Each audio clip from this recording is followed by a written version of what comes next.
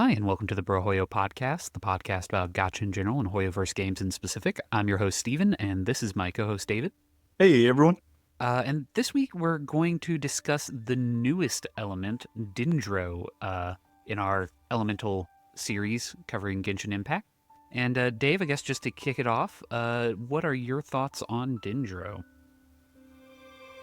Yeah, so the Dendro Element, for me, really, kind of got me back into Genshin. I'd kind of hit a lull, kind of at that point before we were heading into Sumeru. Mhm. And so with the introduction of Dendro, it really kind of revitalized and brought about, you know, new combinations of teams to build.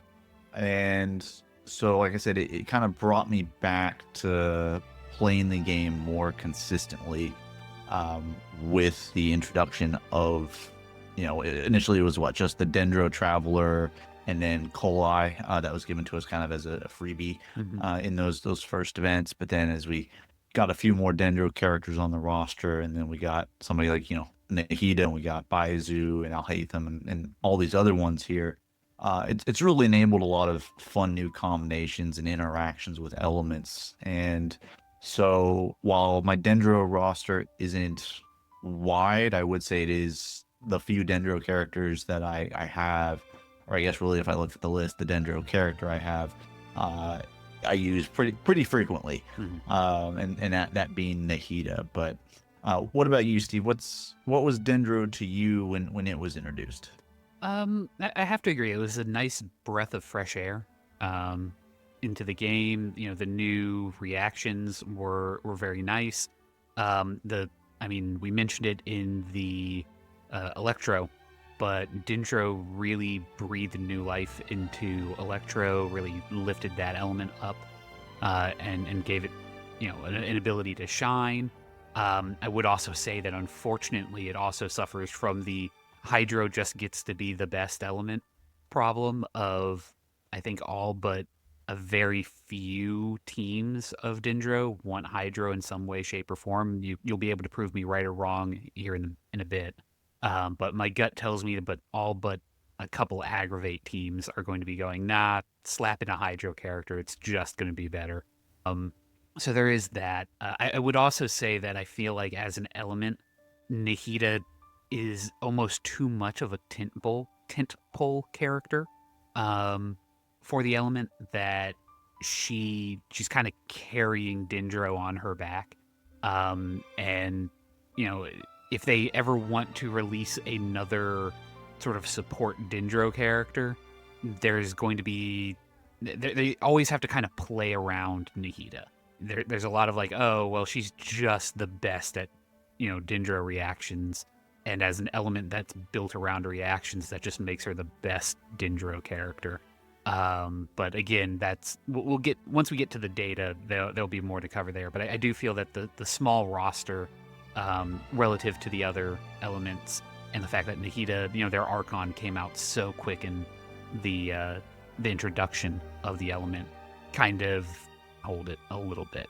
But I don't know. Do you think I'm going too far on that one, or? No, I don't think too far as Nahida being kind of one of the best appliers of it and essentially being the go-to Dendro character. As the old philosophy goes, right? They don't make bad Archons, Mhm. and they perpetuated that stereotype. I will say there's probably I would say there's some close, well, not too close, but relatively close second places in terms of supports with Baizu and such, but I haven't seen the data yet. So we for those that are maybe been unaware, I don't see the data. I don't look at it. I come at it blind here until Steve presents it to me live, so you can kind of get my real reactions to it. So I'll be interested to see the numbers in terms of Nahida being far out ahead of everybody, and if so, how much farther ahead, and who is that number two Dendro user. So I guess with that being said, do we want to jump into Nahida's numbers and then her build, or who do you want to talk about first? Yeah, let's lead off with Nahida. So as far as Dendro goes, there's very limited data. since mainly when we're talking about these teams, we're talking about the primary DPS being Dendro or Dendro reaction. So the character that is, the way we're defining these teams, it has to have some form of Dendro driver on them. And there's a very limited number of them that came out between Sumeru and Fontaine. So just spoilers, as far as hard data goes, we're somewhat limited on that, and there's only really 2 characters to talk about if we're being 100% honest. And Nahida being the first one because she was really the first released. I know Ting Yun does exist. Ting Yun. Well, that's Or wrong not Ting universe, Yun. wrong element. Tignari? You think it's Tainari? Tainari. That's who I was thinking of, not Ting Yun. I mean, they both kind of have animal ears. Yeah, but, they're both kind of wrong foxy. universe, wrong element, wrong gender. Yeah, just complete. Everything Doesn't was matter. wrong. Everything was wrong there, but I know that Tignari exists. Basically, his usage data was very similar to Cole's, where when he first came out, since he was the only 5-star option that was available that wasn't the Traveler.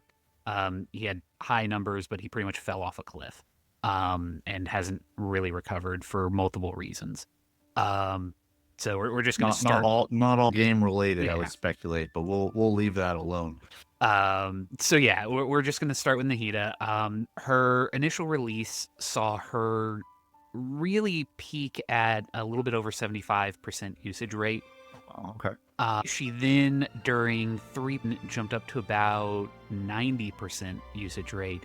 And during the period of 3.6 through 3.7, she was close to 100%. She was basically hands down the most used character. A little spoiler into the data of that. Interestingly enough, that also coincides with a cratering of Al Haytham's number. But that's a neither here nor there. So yeah, Nahida was wildly popular for most of her 3.5 run. She did drop down. She spent most of 4.x, the Fontaine patch, floating around 75%. There was very clearly a period during 4.5 where the Abyss just did not favor Dendro because her numbers dropped down to about 60%. And again, Al Haytham sees a similar cratering. But by the end of the patch, she was still floating around 70. That's kind of where the good news ends, because as of 5.2, she's down to 23.4% usage rate. And I just think part of that is because there's been a series of characters that have come out that just don't play with Dendro. Chaska being one that comes to mind, Zelonin being another that comes to mind, that, they emphasize the original elemental reactions, original elements, and since Dendro doesn't play with either of those characters, well, she's not seeing play. She's just not having a chance to shine. So did Nahida, I guess, obviously now with where she's at being the 23, but that highest of high, is that essentially it looks like it was maybe 98, 99% or 98 point something if we're rounding, right? Mm-hmm. Is that the highest spike because that was, I think that's higher than like Kazuha's numbers have been. So does she hold the crown for the highest usage point at any given time? I would, reading that right? Based off of the data that we have, I would say yes. That she is there is probably not an account that existed at that time that did not have her in one way, shape, or form, or at least a very small amount. And again, that kind of makes sense in that she was the Dendro Archon. It was the brand new element. Choices were limited. So anyone who had the ability to pull for her, you would have been insane not to have pulled for her. If not in the original, then you would have saved for her to pull her on the rerun, because again, she carries Dendro on her back. Well, to get into the nitty gritty of her build, there are going to be kind of two different builds, but they're ultimately very similar. Probably the more popular one, I would imagine, is going to be her as a sub DPS / supporter. The other build is her as a main DPS, but that's not going to be the primary one we want to aim for, though it is technically usable. But looking at her sub DPS and support build, outside of the signature weapon, you're going to be looking at some other options for free to play, such as sacrificial fragments. Actually, Magic Guide, a 3-star weapon, is usable here. But you have other options like Wandering Evenstar, Map of Mare, and the Wid Sith would be kind of some of your free to play options. The best artifact set for both of these builds would be Deepwood Memories, the 4-piece set for that. And then essentially the only difference is when we're looking at sub DPS support, you tend to lean harder into Elemental Mastery on both as the main stat for Sands, Goblet, Circlet, and then substats, again, focusing Elemental Mastery, crit rate, crit damage, energy, recharge. And then while it is acceptable for the Goblet to have Dendro damage or the Circlet to have crit rate, crit damage, that is going to lean more towards the main DPS builds. So if you are going to build Nahida as the main DPS, those are going to be more your stereotypical main stat items on those respective pieces. And then also the weapon, if you don't have the signature weapon, there are a couple 5-star options that are her alternative choices, where you have Kagura's Verity, but for free-to-play players, Lost Prayer to the Sacred Winds, Solar Pearl, Wit Sith, Map of Mare, again, those last few being 4-star options for you. And then, excuse me, got caught up in my throat there. Sorry, guys.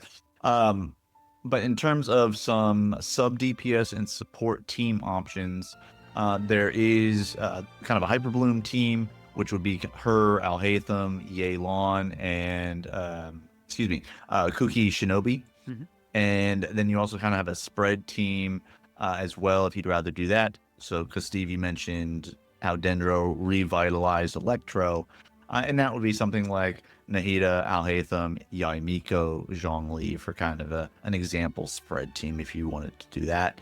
And then again, and of course, in that build, you're using her as a sub DPS and support. So she's not going to be the person that's mainly out there on the board, right? You're going to have her come in, use her abilities, rotate her out to your main DPS. For the sub DP, or if you are running her, as a main DPS, you do have slightly different team combinations here for that Hyper Balloon team, since she's going to be the main driver. You're going to have something like Farina, Nahida, Baizu, and then again Kuki Shinobi, kind of again as example teams in that regards. Or again, wanting to do a spread team, you have somebody like Yaimika, Fischl, Nahida, and Kazuha would kind of be an example spread team if you wanted to use that Electro element there.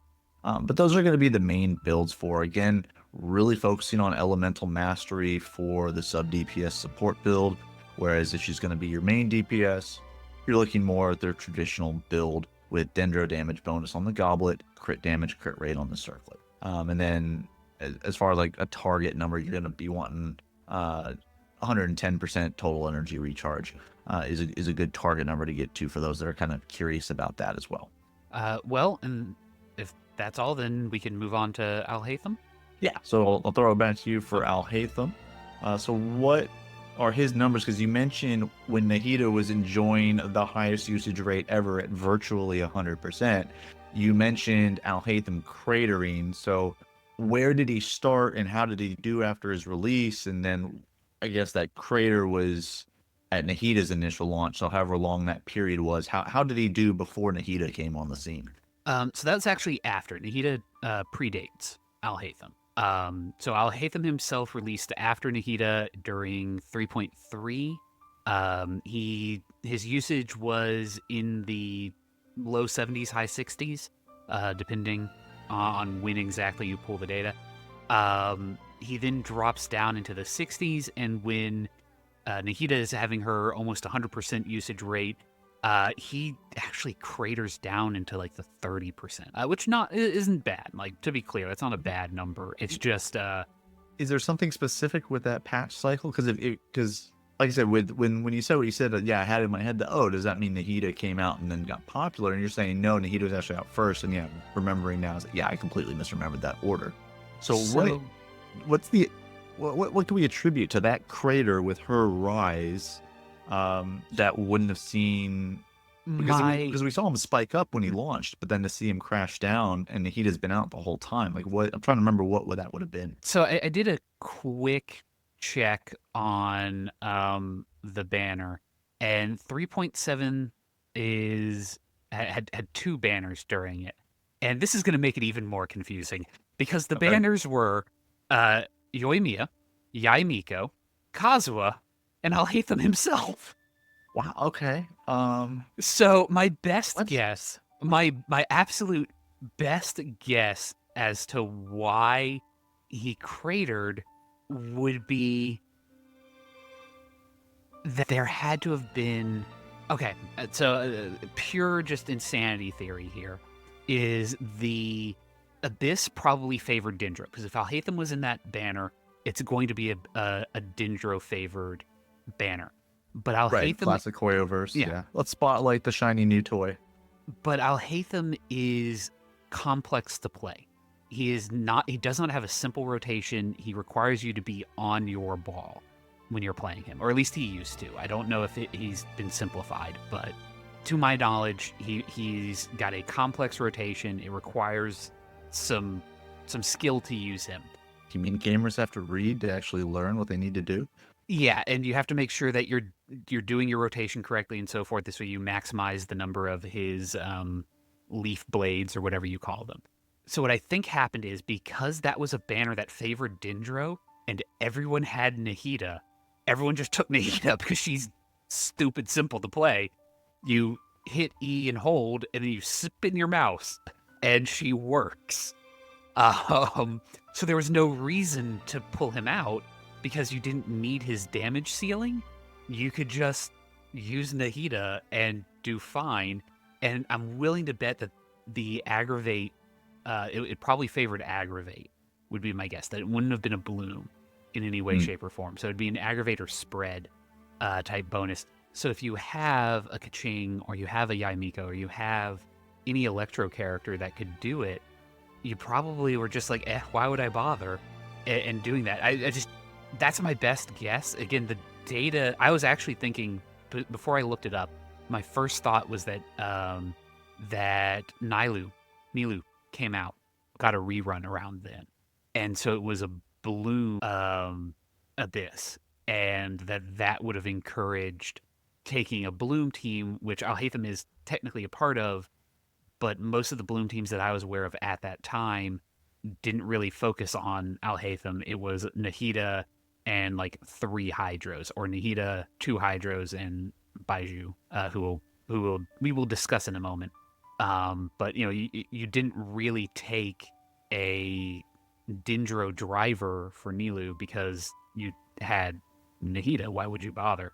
So that was my thought, but apparently, yeah, it was just apparent good Dendro Abyss, and everyone went, I'm not fight with this. I'm just gonna take the easy one. I mean, he still doesn't have bad numbers. It was 30%, which is not bad at all. But yeah, Well, interesting theory. So yeah, I want to dive into his build. So you kind of talked about his kit in terms of the mechanics and how it may be a little bit more complicated or requires more skill than maybe other Genshin player or other Genshin characters would require. Like you mentioned with Nahida, hold E and spin the mouse or flick your screen. If you're on your phone. God bless you if you're playing action RPGs on your phone.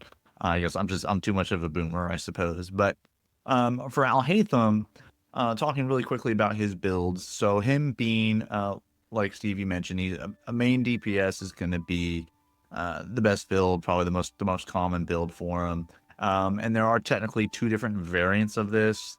There's going to be the first one here, just to talk about it very quickly, and I guess really both of these are going to be very similar in terms of the build. Just one is where he's paired with another Dendro unit like Nahida, and then the other type of combination is where he's the only Dendro unit on the team. But in terms of Alhaitham as the main DPS, outside of the signature weapon, free-to-play options, something like Primordial Jade Cutter, Wolf Fang, Iron Sting, something like that. You're going to be looking at the Gilded Dreams, would be the best artifact set for this particular setup. Looking at Sands' Elemental Mastery, Goblet Dendro damage bonus, Circlet crit rate, crit damage, and again prioritizing Elemental Mastery, Energy Recharge, crit rate, crit damage, and attack percentage. So pretty straightforward there. Quick Bloom team, him, Nahida, Kuki Shinobi, Yelan would be an example there. Like I mentioned previously on Nahida's teams, and then again the spread team that we talked about with Nahida, it's the same one. You know, her, Alhaitham, Yaimiko, Zhongli, right? So that would be example teams there. But for whatever reason, let's say you were one of those crazy folks, I guess, that didn't pull for Nahida, or you were unlucky maybe and didn't get Nahida. There are some solo Dendro DPS builds for Alhaitham. They're going to be some more weapon options outside the signature weapon. Again, Primordial Jade Cutter, Wolf Fang, Iron Sting. The artifact set will be a little bit different. So instead of being the Gilded Dreams artifact set, you're looking at the Deepwood Memories artifact set. And then you're ultimately looking at the same kind of main substats and such with Elemental Mastery, Dendro damage bonus on the Goblet, crit rate, crit damage on Circlet, and substats again prioritizing EM, Energy Recharge, crit rate, crit damage, attack percentage. Now for these teams, again, solo Dendro unit, so you're kind of comboing a few other things. So for a Quick Bloom team, an example would be Alhaitham, Farina, Kuki Shinobi, Yelan. Spread team would be something like him, Zhongli, Fischl, and Kujo Sara, right? So those are kind of going to be some example teams there. Again, if you don't have Nahida. If you do have Nahida, then your best bet is going to be to run that dual Dendro and then combo with, whatever else is your best applier for those other elements for the Quick Bloom team or the spread team, whichever one you prefer to play. So that's, I think, those are the two big dogs in Dendro. But we do have some other characters that we want to talk about. I'd like to talk about, but what data points do you have that are of note? So who are we moving to next? So I guess I'll just do a full breakdown of the 5.2 Spiral Abyss usage data that I got here. I didn't mention it, but Alhaitham clocked in at 4.89% usage rate, which is kind of low, but that's fine. The next highest character is Emily at 14.1% usage rate, and Knish at 14.4 usage rate. So those two are sitting kind of right next to each other. Let's talk about them, and then we'll go over the final character. Okay. So so I'll start with Knish, just the silent character, right? Mm-hmm. In every story event thus far, outside of his introduction, he's been quiet due to certain things outside of our knowledge. But as far as Knish's build goes, so being a main DPS, there are going to be, essentially a pretty standard builds for, but there are, I should say, kind of two different branches that we can go down here depending on how you want to play Knish and then depending on what your roster composition looks like. So the first option and kind of the better options, I guess, would be a Burning or Burgeon Dendro DPS team. And so for the build here, again, outside of signature weapons, just always want to clarify that. You have some different choices. If you have the Beacon of the Reed Sea, if you have as a free-to-play player Serpent Spine or Earthshaker, those are going to be some options there. Best artifact set, you could either go Obsidian Codex or the Unfinished Reverie, whichever one maybe you've farmed for other characters and have some good pieces here. Or if you just want to dive in and farm a new artifact set, you can go for either one of those, whichever you prefer. As far as the main stats, Sands is going to be looking at attack percentage, Goblet will be Dendro damage bonus, Circlet crit rate, crit damage, and then focusing substats is crit damage, crit rate, attack percentage, energy recharge, and elemental mastery. For the Burning team, an example here would be something like him, Emily, Bennett, and Jingling. If you want to look at a Burgeon team, it'd be something like Knish, Nahida. You'd be looking at Toma and like Jingqiu if you wanted to do something like that. If you want to do a Dendro Quicken team and use him as in a Quicken DPS team, you're going to be looking at some similar options there as far as weapons, and then as far as the artifact sets go. The difference would be for artifact sets, Obsidian Codex is still an option, but instead of Unfinished Reverie, you'd actually be looking at the Gilded Dreams artifact set. And then as far as weapons go, same free-to-play options, Serpent Spine, Earthshaker would be on there. You do have a few other choices. Fang of the Mountain King and Mailed Flower would be options in the Quicken DPS build. And then as far as the artifact stats, everything is the same with the exception of Sands. You could also, instead of attack percentage, you could do Elemental Mastery. But everything else is ultimately going to be the same, focusing again crit damage, crit rate, attack percentage, and elemental mastery on this particular build, not focusing as much on the energy recharge in this particular one. But you have like an example Quicken team, him, Nahida, Zhongli, Fischl, kind of be an example here. Or if you want to do like a Quick Bloom version of this, you'd have him, Emily, Yelan, and Kuki Shinobi. So that'd be examples there. And then to talk about Emily really quickly, she's going to be a sub DPS unit. You have her really synergize with burning Dendro sub DPS stuff. She is usable outside of a burning team, but with her kit, I know that was really the highlight and what was kind of one of her driving factors when she was introduced. But looking at the burning build, if you're wanting to pair up with some pyro characters here, outside of the signature weapon, I mean, you have Calamity Queller, Staff of the Scarlet Sands. If you did the Battle Pass, Death Match is available. But other options would be like Missive Wind Spear and the Catane Cross Spear. For the artifact set, Unfinished Reverie, and then you're looking at main stats on the Sands with attack, Dendro damage on the Goblet, crit rate, crit damage on the Circlet, with focusing attack percentage, crit rate, crit damage, and energy recharge. For the Dendro sub DPS build, instead of Unfinished Reverie, you're looking at Deepwood Memories as the artifact set, but everything else is virtually going to be the same there as far as weapons and as far as build goes. So that's going to be Emily in a nutshell there. But you said there was another character you wanted to talk about, but I think that's most of the main DPS or the sub DPS ones, but I think I know who you want to talk about next. So I'll throw it back to you and see if I'm guessing correctly. We talking Baizu? Yeah, we're talking Baizu. Again, because of the way that we've designed this, he doesn't really count as a quote unquote Dendro team. He is a healer, and not really a main DPS. I think he's technically a shielder as well.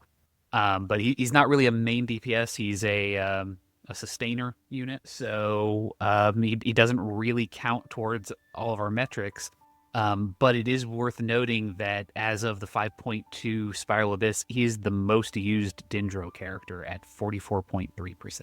And I think primarily that's because he's a healer, and if you are doing a team where, Dendro either isn't going to hurt or might even be advantageous, he's an easy slot in. Like, he's perfect for it.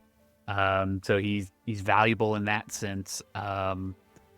Even despite the fact that mainline Dendro DPS is not popular, apparently Snake Boy is still valid, still well used as a support unit. Well, that's good to hear that a healer, and you are correct. Yeah, he does have some shielding as well. But it's good to hear that he is viable.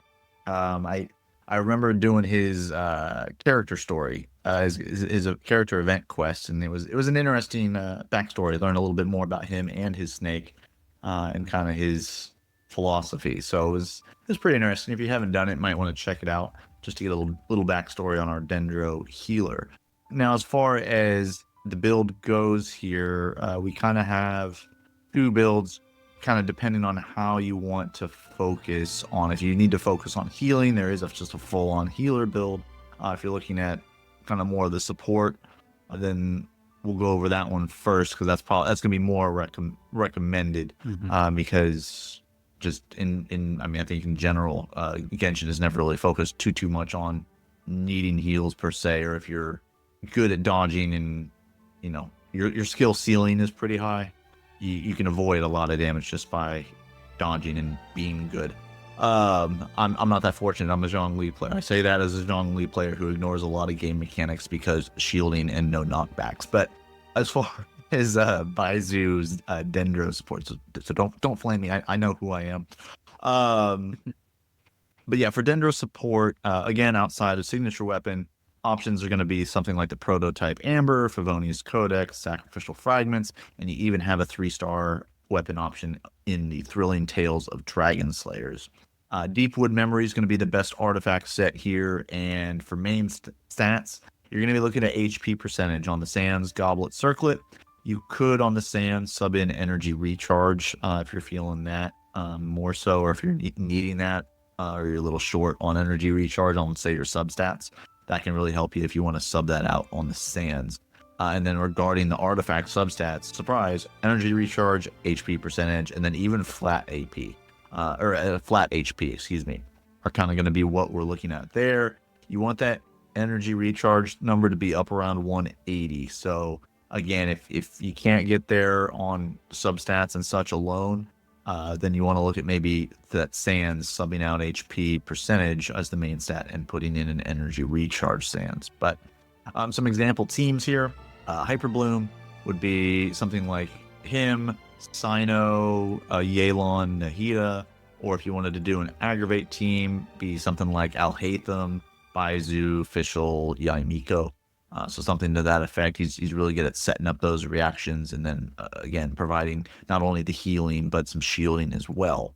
If you're wanting to go full-on healer, I mean, the teams are going to look the same, but it's just the build is a little bit different. So the build is going to be outside of the weapons. The weapons are going to be the same. It's just the artifact set. So instead of looking at Deepwood Memories, you're looking at either the Ocean-Hued Clam 4-piece or you're looking at Song of Days Past. Either one of those artifact sets if you want to go full-on healer. But everything else is exactly the same in terms of the build. You have HP percentage as the main stat. Again, subbing out Energy Recharge if you need it on the Sands. And I guess technically the only other viable main stat to note would be on the Circlet, doing healing bonus as opposed to HP percentage. With substats, you're looking at for the same thing: Energy Recharge, HP percentage, and HP flat. Or flat HP is another way to say that, I guess, or more accurate. Just that makes sense. And then again, recommended Energy Recharge still sitting there at 180% being the goal there.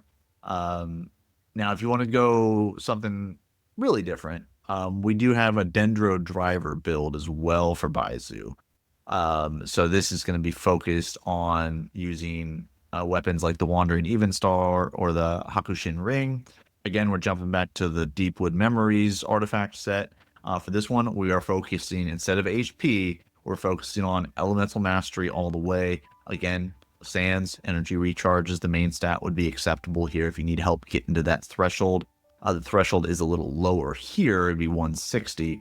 But example teams here, Nahida, Baizu, Sino, Yelan, and again, an aggravate team, similar to what I mentioned previously there with Fischl, Yaimiko, Baizu, and Alhaitham. So something a little bit different. It focuses on Baizu doing normal attacks that drive to set up the trigger for the Dendro reactions for either the Bloom or the Hyper Bloom or the Burgeon type teams or the aggravate teams. But primarily, you're going to want to be using him as that support build. Would probably be the one that makes the most sense. But if you want to try something else, 3 options for him. But that's going to be Baizu in a nutshell. I think that's all the big players. I know we have a few other like 4-cost ones that haven't seen much play. I mean, Kali was our Amber of Sumeru, I guess. Did she ever see any relevance at all, or is she like Amber, just kind of been thanks for the free character, Hoyo? Yeah, basically, thanks for the free character, Hoyo. Although, I guess before we move on to news, I do want to do one quick wrap up, which is just sort of talking about the elements as a whole. that now that we're here at the end of this project, I guess did you come away with it? Did you learn anything, Dave? Did you come away with anything that you weren't expecting, or any thoughts that you want to share before we move on? Well, I'm a numbers nerd, so I do love diving into usage rates and stuff. So I was definitely intrigued to see the peaks and valleys of different units, and some units doing a lot better than I had thought they would, and others, not doing as well or falling off a lot more than I thought they would.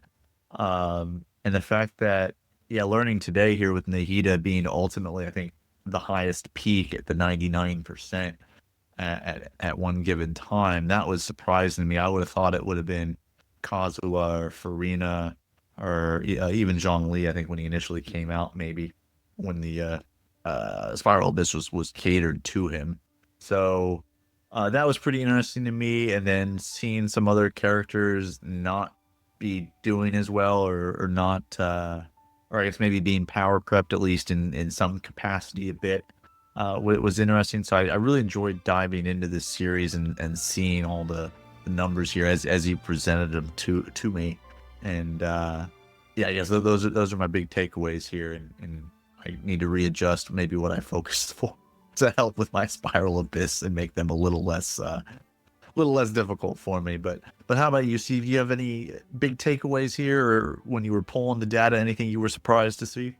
Um, as far as surprises go, I do think that the overall lowering of usage in everywhere but Hydro was, I don't want to say surprising, but it was heartening to see that we don't have the same sort of homogeny of elements and teams that we had, starting during 3.0. That even since 3.0, that the game has been broadening itself quite a bit. Um, I do think though, or I guess the caveat I would put on all of this is how much of this data is self-reinforced. How much of this is the popularity of other influencers going over the data, going over these characters and saying, pull this one, don't pull that one. This guy's great, this one isn't. And sort of that self-reinforcing loop. How much of that exists, is a question in the back of my mind. How much of it is I don't want to say tainted data, but the usage rate is the usage rate. But what are the things that are influencing that usage rate? I guess is the big question that I kind of came away with still. But in general, a lot of this a lot of the data that we got kind of matched my preconceptions of how the elements have changed over the history of Genshin. But I, in part, think part of that is because of the fact that I do follow other influencers and the way they covered the elements has changed over the course of Genshin. So I don't know if I got a little bit too far up my own ass there, but yeah. Well, yes, that's going to conclude our mini series here on the Genshin Elements. But I want to move to talking about, because we have a few events going on, and then I also want to take a brief moment in the Hoyoverse too to kind of update our ZZZ accounts in terms of where we are, and now that we've kind of gotten back into the swing of things, where we stand. So we'll take some time to discuss the elements. Steve, I'll throw it to you for that, and then we'll maybe talk a little bit about ZZ. All right, sounds good.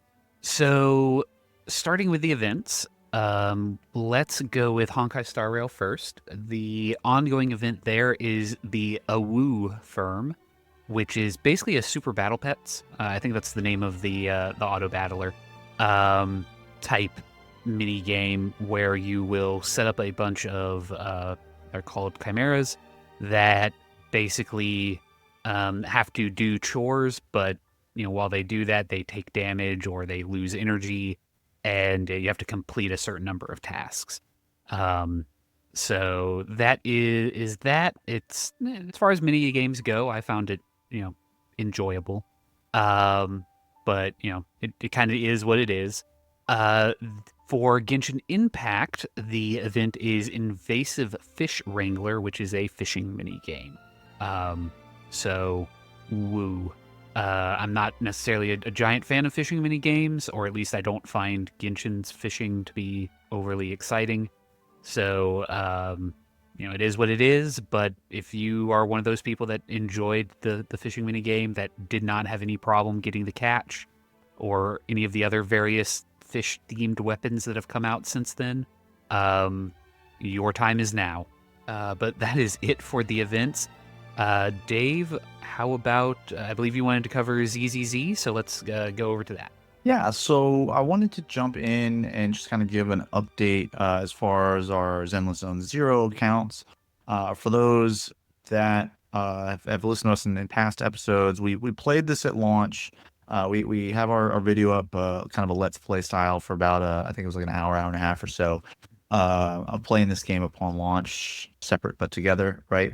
And I think we lasted for a few patch cycles, and then I think I may have dropped it maybe a little bit before you. Um, but I wanted to get back into it just because we were getting some questions about, hey, where's the ZZZ talk? Why aren't you guys covering that? And so we came back in this last patch cycle here when they introduced Astra Yao. Um, and so for me and my account, obviously having kind of quit very early on, I think basically I dropped the game, I think during the first Bernice banner. I think it was Bernice's banner. It may have been Caesar's. I'm not 100% sure. I'm not super familiar with the order of things, but coming back here now, I pulled for Astra Yao, and then while I was playing with Astra Yao and playing through some of the event stories, and you got to preview Evelyn, I was like, oh my goodness, I love this play style. Like, this is really cool. And so I pulled for Evelyn, got very lucky on pulling for Evelyn. I won the 50-50 on Astra Yao, but I went to soft pity. And then literally the first 10 pull for Evelyn, I hit Evelyn again, won the 50-50. And so that was awesome. Saved my very poor account numerous pull resources so I could start saving up for the next thing. So currently kind of my team is Astra Yao, Evelyn, and Grace, just because that's what I'm running. I'm looking at probably, I think the upcoming patch is going to include a rerun of Bernice. So I think I'm going to be pulling for her to kind of do a full burn team to kind of pair with Evelyn. But there are a lot of characters that look really fun that I missed out on, with like Miyabi or Yanagi or Jane Doe kind of being some of those characters that look really cool and look fun to play. And then also a character like Lighter or even Caesar as well. And now it's just about grinding story and grinding events to get that pull currency saved up, because I know I'm hopefully win the 50-50 on Bernice. But that's kind of where I'm at with my accounts. Currently I've got my inner knot level up to I think 46. So basically my characters are at level 50 right now, I believe is the cap. And I think there's one more level of stuff to unlock, because I think 60 may be the level cap. I'm not 100. I don't even know the level cap. Like, I assume it's 90, but I don't actually know. No, it's 60. I was like, but I don't actually know, and I don't think there's enough options in the drop down menu that were showing locked content that was above like level 60. So yeah, so I'm really enjoying just diving in, going straight into combat. It's a lot more engaged combat than Genshin is, and it's a lot more focused combat in terms of there's less exploring and it's just kind of diving in, which is kind of what I'm looking for at this exact moment. A lot of the side missions and the TV adventures, I'm glad they've kind of minimized that and reduced that. Even some of the level that's still there is like, okay, what are we doing here? But overall, really enjoying getting back into the game. And as far as the main story quest, I think I am about to enter chapter 3. I think I'm in the second intermission. So still like super early in the main story. I've just been having fun leveling up the characters and getting all materials for skills and stuff. But Steve, what about you? How's your experience in ZZZ been coming back?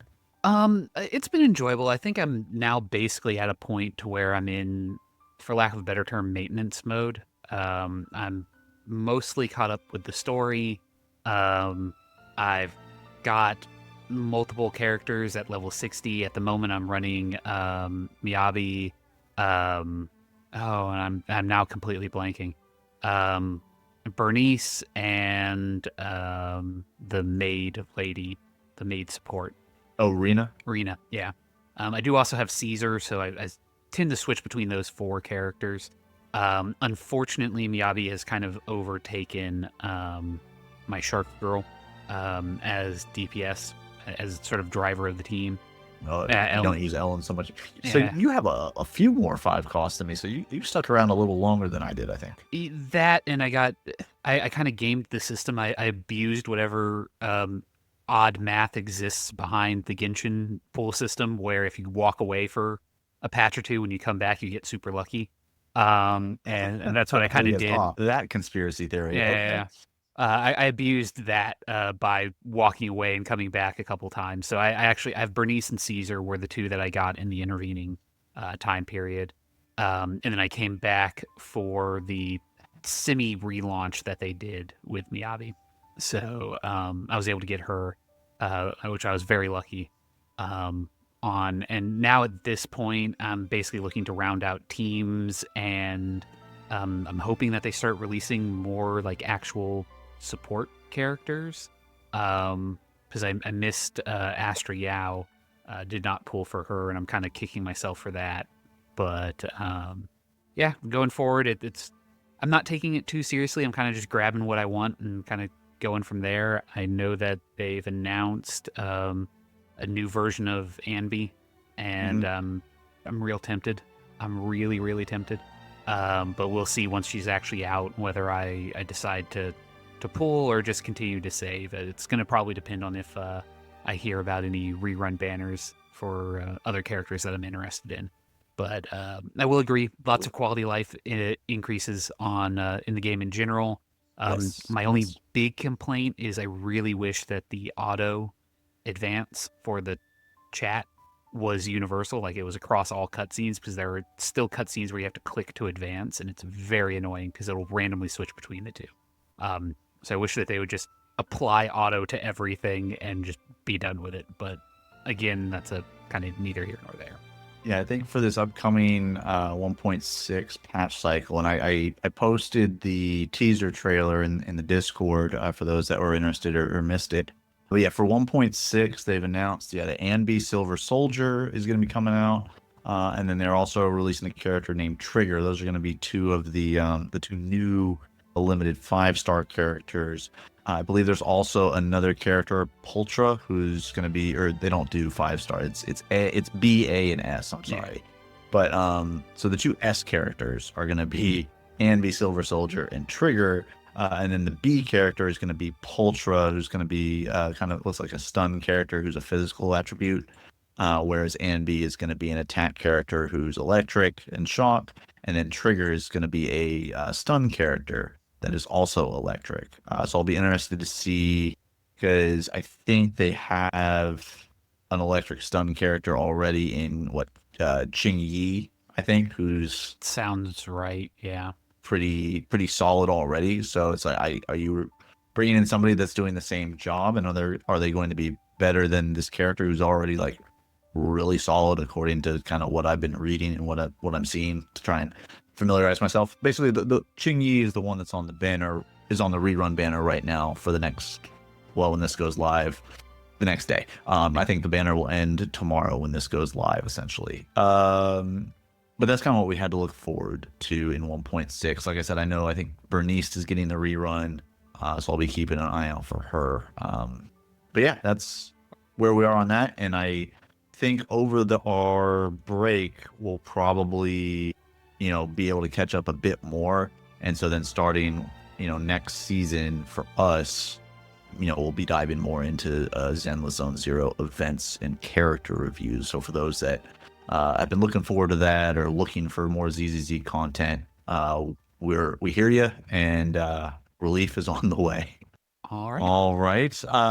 Now I want to step outside of Hoyoverse for a bit now. We'll go to our other Gotcha News section of the show.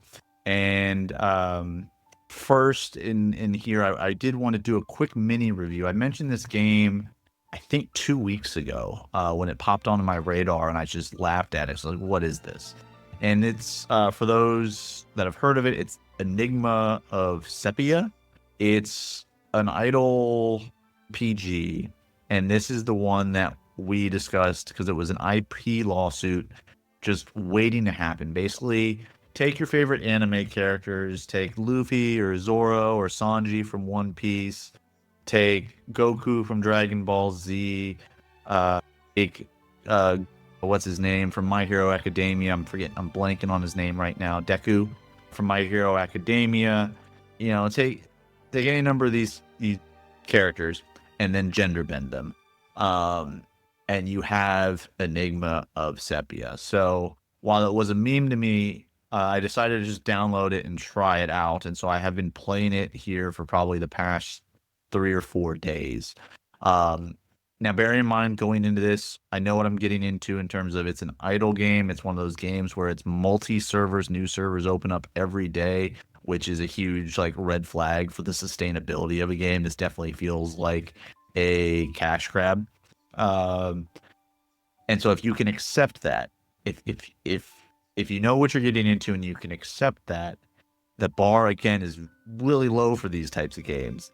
I am enjoying it to the capacity that you can enjoy these types of games. It's not anywhere near the same type of enjoyment I'm getting to say ZZZ or Nikkei or Girls Frontline 2. Like it's not that same type of enjoyment at all. In just the I'm getting stronger by just time passing in real life. You don't even have to have the app open.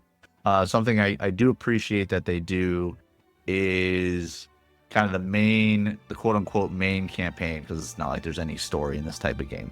But the main campaign stages auto progress even when the app is closed. And then when you log back in, you gather your passive elements up to a cap of like 24 hours or whatever it is. And then you've progressed further into the stages. And the more stages, the further you advance stage wise, the more content you unlock and the more other bonuses and things you unlock. Now, speaking of unlocking things, this game, again, red flag maybe number 2 for some people, does have a VIP system, and it is not one that you can earn just by passively playing the game like in some of these. It is all cash. So even to get to VIP 1, cash. So that's a red flag. And then along those same lines, there are characters and costumes. Like first, there are costumes that boost stats, and it's not just a minor bit. So that's, I know, a flag, right? And then also, I believe there are some characters that are completely unavailable until you even get to a certain VIP level. So a lot of red flags on it. I don't plan on keeping it for too long. I'll probably get through the week here, but I did just want it worth noting that it, for what it is, it's okay. That's kind of been the phrase of games here these past couple of weeks with some other big title launches. It's okay. The game is just okay for what it is. By any standard outside of gotcha games, it's absolute trash. But for what it is, an idle, quick cash grab game that I'm not spending money on, and it just passively grows my account by existing, it's okay. But maybe you guys have tried it out, have a completely different opinion. Maybe you love it, or maybe you guys are enjoying it for the trash that it is, or maybe you're just like, I'm not even touching the game when you mentioned it has VIP, or I'm not even touching a game when you mentioned it has units blocked behind a paywall. And that's completely fair. I definitely agree and hate those things, but the idea that every character is a gender bent of a favorite anime character of mine, I want to see how creative they can get. So that's going to be my quick mini review of Enigma of Sepia. Steve, have you tried this one out yet? I know I mentioned it to you. You were laughing at it with me. No, I stayed away. I once you told me it Smart was an man. idle game, and I kind of went, you know what? I'm good. I've touched those before, and Smart man. felt no compulsion to do so again. Yeah, I was bored last night. I had just cleared out space on my phone, and I was like, you know what? We talked about it. Let's pull it up and see if it's everything that we think it is. And sure enough, it is exactly what you thought it was. But yeah, so that's Enigma of Sepia. In other gacha news, things I want to talk about, Wizardry Variants Daphne. So we covered this game briefly, mentioning its launch a couple weeks or maybe months ago at this point in time. And this past week, with the last patch, they did release a Steam client. So I will probably go back and try this one out. I tried it on the phone. A lot of the UI seemed very cluttered. It was very draining on the battery. So with a Steam client and able to play it on PC, UI will hopefully be a little bit more friendly, and I'll actually be able to give it a better shake. This is kind of a old school dungeon crawler.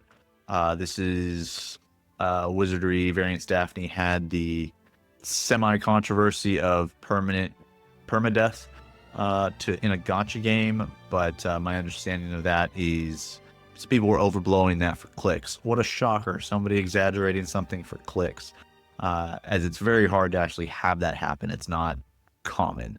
You really have to blow through warning screens in order to have it happen, apparently. So I'll probably learn more about that as I play it to confirm that. But that's Wizardry Variants Daphne, again, client in Steam, releasing this past week. Other news, Arknights is doing a collaboration with Delicious in Dungeon. I'll be straight, I'm not familiar with Delicious in Dungeon's IP. I just thought it was interesting because A, Arknight's doing a collab, which they rarely do, but B, it wasn't your stereotypical collab that everybody does, like ReZero or Persona 5 or something like that tends to pop up in every gacha game out there.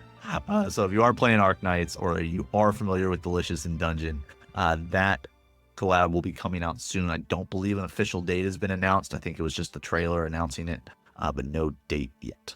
And then some 07s in the chat. We have some end of service announcements. So Grand Saga, this is an auto path, auto click, auto battling MMO. Grand Saga also had a Steam client, which actually I played it a little bit on the Steam client. They are going to be ending service April 30th. So essentially you have this month and April to play the game, and they will be ending service. So they just announced that here this past week. And then another 07 goes out to Soul Tide. We did announce that they had said they were ending service, and they have officially, as of this past week, shut down. So if you did enjoy Soul Tide, that one is no more. That was a cute little kind of a puzzle game. It wasn't auto friendly. It was a little bit more involved in terms of the puzzle mechanics and exploring the stages or the maps.